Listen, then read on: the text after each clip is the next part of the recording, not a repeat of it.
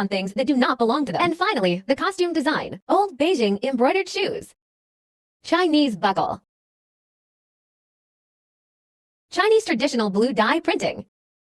Being Chinese is really hard not to feel overly similar.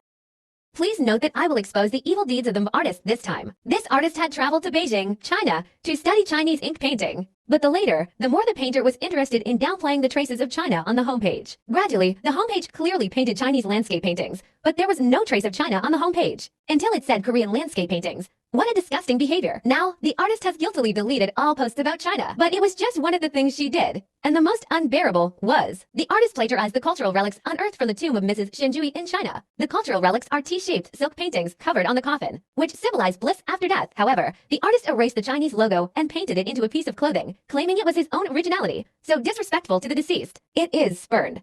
In conclusion, we state a few points.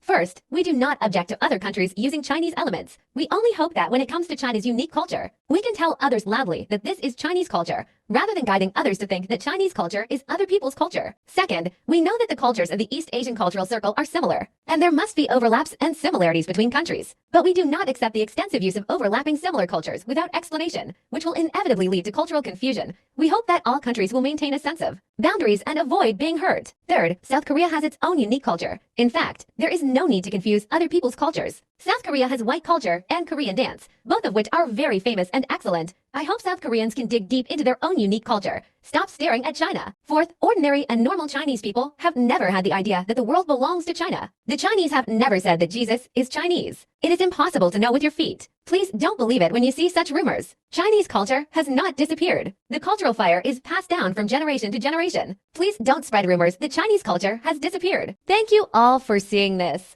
Finally, I hope everyone cannot be troubled by cultural appropriation. Carry forward and create their own country's culture.